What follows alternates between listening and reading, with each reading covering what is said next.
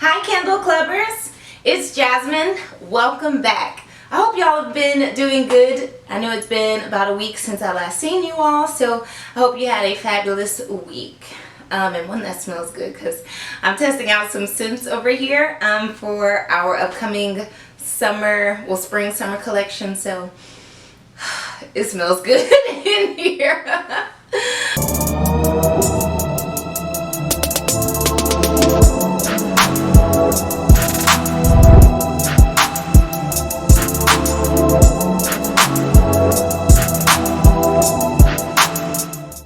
Okay, so today our topic is getting over the imposter syndrome. The imposter syndrome is just feeling like a fake or a phony when you want to talk about a subject, like how I'm recording these videos and I'm giving you the business knowledge that I've learned since becoming an entrepreneur. Sometimes it can feel like you're not successful enough, so why are you over here talking to people, telling them things that you went through, which there may be like an easier way to get to A to B and you went A, C, B, so imposter syndrome is just feeling like you don't really know what you're talking about. So to kind of get past that feeling, my best advice to you is if you've already worked a job before, then you can be your own boss. Boom! Right? I could just end the video right there. I don't even have to keep talking to y'all. But I want to share some other things beyond getting over the imposter syndrome. So one of my favorite jobs that I worked was I Love Kickboxing. So I worked at I Love Kickboxing for about 2.5 years. My first year and a half I was an instructor, and then the last year I was the studio manager. So every Monday we would have a team meeting, and during the team meeting I essentially either problem solved or kind of strengthened our weaknesses, or just kind of highlighted some of our strong points and then just worked on that even more. And because I had that weekly meeting on Mondays, Thursday, Friday, I was going through all of our analytics, seeing how our conversion ratios were from getting first timers to come take the class to getting them on a membership, or how the classes were going, the team morale, what was that like. So by looking at those things, it helps you to weave together the story and figure out where you can improve. So when you have your own business, I do recommend, and I definitely fall short of this, but I do recommend at least, a couple times a year going through all of your financials, or focusing or setting a goal each month, okay, I want to gain 100 new followers every month. Okay, so then how are you going to break that down? Are you trying to get 25 new members each week? How are you going to get those 25 new followers each week? If that's not your goal, just whatever it is, take the time to set little goals based off what you're finding when you look at your business and you're comparing it to where you want it to go. The other thing that I learned from working at I Love Kickboxing is Facebook ads. So we would assign each employee a video to make or something along those lines, a video, a post, or a follow-up with a member, and then we would boost every single post and then go back and look to see which ones are gaining organic feedback and engagement, and then boost those even more. So yeah, even if you don't have a huge budget, at least $1 on every post, $5 on each post can get more people to be aware of your brand, even if think it takes, I don't know, I read this somewhere, that people have to see your brand at least 3 to 5 times before they even follow it or even like it if they don't know who you are. So yeah, don't worry. In the beginning you may not see that $5 you spent on the ad convert to a new follower or convert right to a new sale, but eventually it will get there. Okay, so don't feel like you're wasting your money.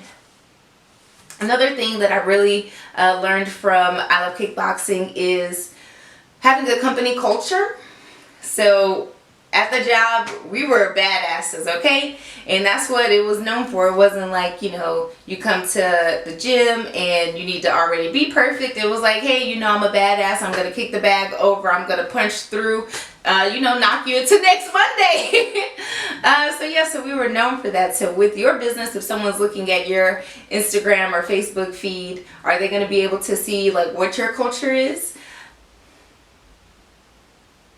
I mean, I hope like when people look at my brand, they see like the wellness and the encouragement and the transparency that I try to share, just through, you know, my journey with yoga and like mental health. So I wanted to make sure that that is highlighted within the brand, and I hope that other people can see that. And then the last point from working at I Love Kickboxing is consistency.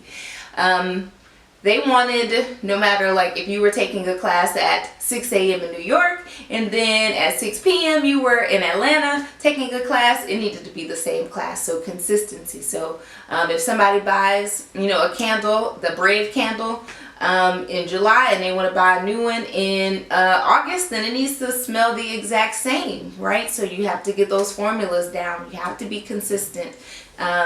You want your quality to be the same no matter what, okay? So yeah, that's some of the great points that I have from working there. My second favorite job was when I worked in apartment leasing and management. And I also worked at that job for like 2.5, 3 years. So I think I did, you know, leasing for a year and a half. I did 6 months of accounting at the corporate office, and then I was an assistant manager as well. So one of the best things that I took from that job was customer service. And when you have a business, you have to have customer service. And the best way that they put it was, one, people want to be heard, okay? Whether you feel like they could have picked, well, if you picked like a candle scent that you didn't like, then why are you mad at me because you picked a scent that you didn't like? That doesn't matter. Okay, so they want to be heard, first off. So let them have the floor and the opportunity to send you long emails, give you feedback in your DMs or whatever that might look like. And then second, they want to know that you're going to fix it. So what does that look like? So can you offer them a replacement candle of a different scent that they may like? Sure, right? Or if, oh my gosh, so one time, so we're just going to cut into like the story time. But someone had ordered a candle and I mailed it out to them, and I didn't know, but I think they were like a blogger or something like that, and they did like an unboxing. And they just like had like the live video of the unboxing, and they had ordered from a bunch of different black owned businesses. So when they got to mine, do you know that the candle was broken? How embarrassing. And yeah, they tagged me in it, and they were like, yeah, smells good, but it's broken. And yeah, so once I got over like being embarrassed, I did like reach out and was like, hey, you know, I'm so sorry that your candle arrived broken. I do want to make sure that you are able to enjoy your candle, so we're going to send you out a replacement.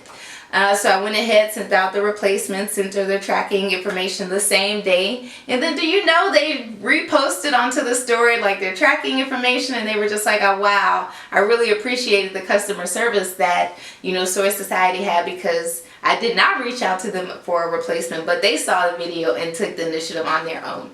So yeah, when things like that happen, even though it may be like a loss to the business having to send out a new candle, and then also paying for shipping again, like whatever, your reputation is how people are going to know you. So you want to have really good customer service, okay?